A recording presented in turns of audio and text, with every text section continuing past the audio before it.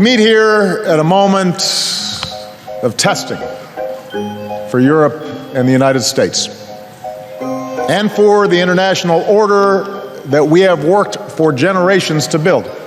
Americans should not take the current international order for granted. It did not will itself into existence. We created it. Likewise, it is not naturally self-sustaining. We have sustained it. It is unsustainable to organize our society as we have, centered on prioritizing personal gain and profit over any and all human or planetary considerations. It is unsustainable to naively believe that building a wall can shield ourselves from humanity's collective destiny. Are we at one of those moments in history in which there is the necessity for a new world order? You know, the word New World Order was, for the first time on this planet, written by the founder of the Baha'i Faith, Baha'u'llah, in his writings. This, we have to go back to the 1868, 1870. I believe we, and particularly you, your class, has an incredible window of opportunity to lead in shaping a new world order for the 21st century. What do you think America's place in the new world order should be? It's always been seen as the global policeman. The president outlined his vision of a new world order in which the US would participate fully, one rooted on 4 basic principles. Nothing less than a new world order. This is the pledge of the world's most powerful leaders, representing 90% of the global economy. Thursday's G20 summit, they say, has changed the rules of the game. 140 members of the global elite arrived here for a top-secret, hush-hush, off-the-record conference in the English countryside. How's this for a guest list? The head of the International Monetary Fund, former Treasury Secretary Tim Geithner, the heads of Amazon.com, Google, and BP Oil, former General and CIA Director David Petraeus, and what's a top-secret cabal of puppet masters without Henry Kissinger?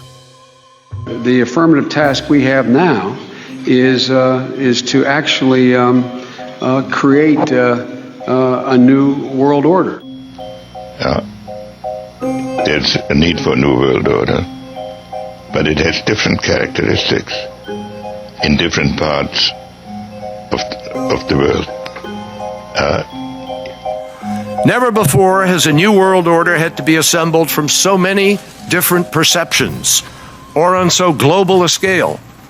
And we are in the midst of one of the historic global transformations that is going to eventually lead to a new world order. The shape of that we don't know at this point, but we know the processes that are underway. I think existing governance structures have not been adequate.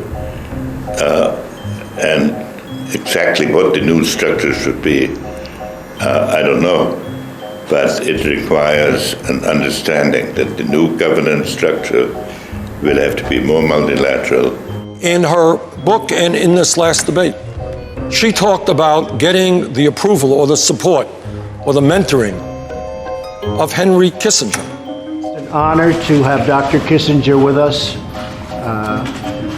a man of immense talent and experience and knowledge. And I'm going to talk to him for a while, and we're going to learn a lot. But I can say from a world standpoint, and with many of the countries that Henry and I would talk about before the election, because I would talk with Henry before the election. The Board of Trustees of the Intrepid Sea, Air, and Space Museum, I am deeply honored to present the 2013 Intrepid Award to my friend and my hero, the Honorable Henry A. Kissinger.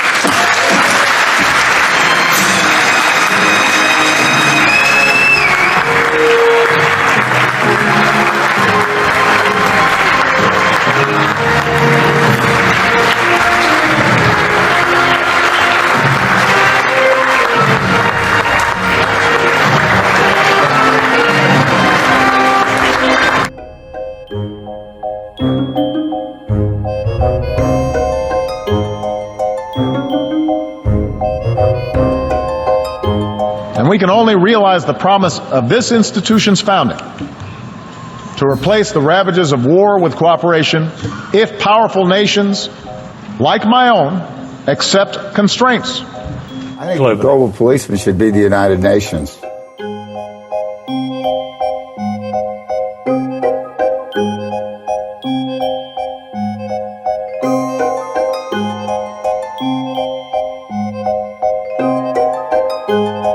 We can build the 21st century world order based on a new breed of multilateralism. This requires, more than ever, the United States involvement.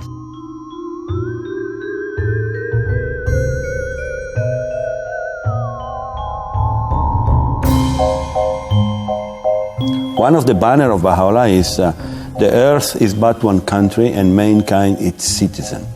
The nations of the planet should come together and talk and consult and try to cut the political borders and leave only geographical borders. In a speech you gave to a Brazilian bank for which you were paid $225,000, we've learned from the WikiLeaks that you said this, and I want to quote, "My dream is a hemispheric common market with open trade and open borders." So that's the question.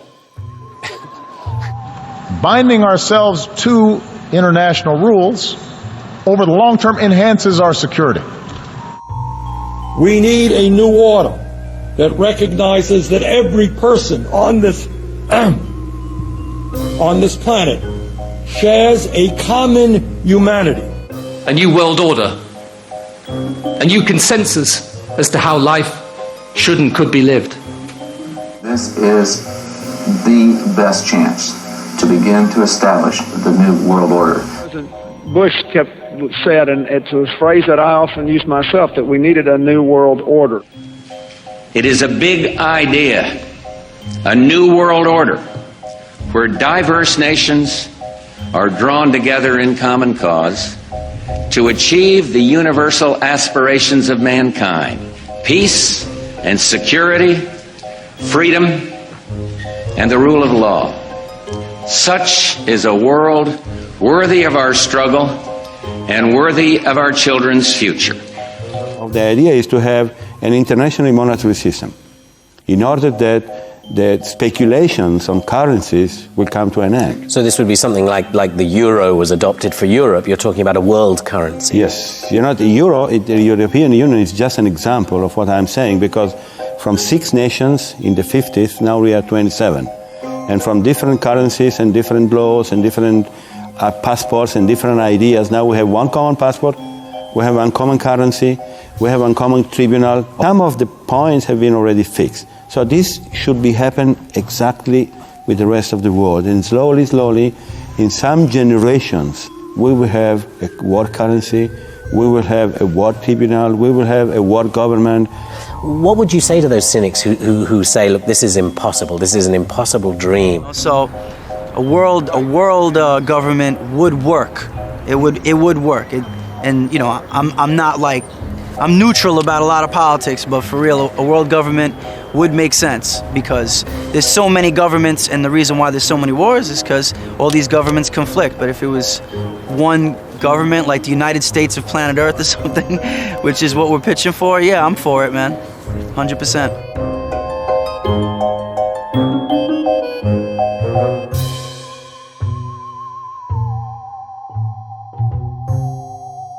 And of course, the New World Order are the words that he used just to give us an idea of the future.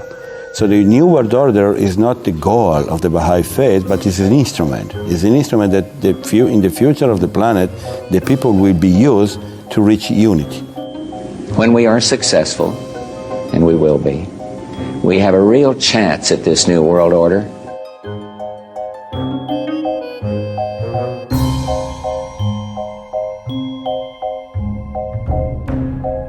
We just want to let you know the New World Order has no legitimacy, and that we as a people are not afraid, and we are waking up to the robber barons and the big banksters who are looting this economy with the Federal Reserve. Well,